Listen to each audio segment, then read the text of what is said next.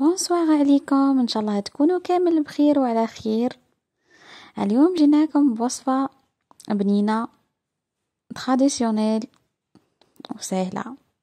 نروح لطريقة تحضير وصفتنا لنهار اليوم اللي كانت شخشوخة الظفر.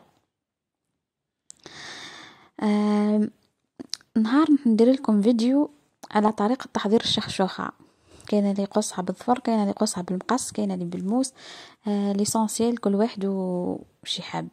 نهار ندير لكم طريقه تحضير تاع العجينه تاعها وكيف ما نحضروها. اليوم نحط لكم طريقه تحضير الشخشوخه كي تكون واجده.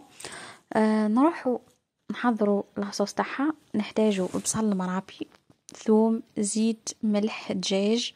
نقليوهم مليح، نضيفوا لهم شويه هريسه اختياري، زوز مغارف كبار ونص طماطم مصبره.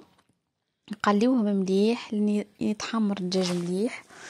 بعد ما نقليوه مليح نصبوا الماء سخون، نضيفوا لهم عكري، راس الحانوت، شويه كركم، شويه قرفه، شويه فلفل اسود، زروديه.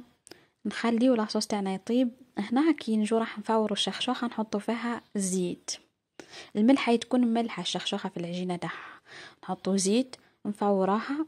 كي نحيوها من التفويره الاولى نسقيوها باللاصوص اللي كنا حاطينه قاعد يطيب، ونرجعوها تزيد تفور تفويره ثانيه وزيد تفويره ثالثه. ومن بعد كي يحضر لاصوص تاعنا نجمروا الشخشوخه تاعنا، نحطوها في برمه، نحطوا عليها الزبده، نحطوا عليها لاصوص اللي كنا طيبناه. ولازم يكون لاصوص تاعنا خثير باه تجينا بنينه، لازم يخثر مليح يعقد. نحطوا فيها لاصوص بشويه وحنا نجمروا على نار هاديه لين تتجمر الشخشوخه تاعنا، ونحمروا الدجاج. وما بقالي غير نقول لكم جربوها وراح تعجبكم، وبون ابيتي.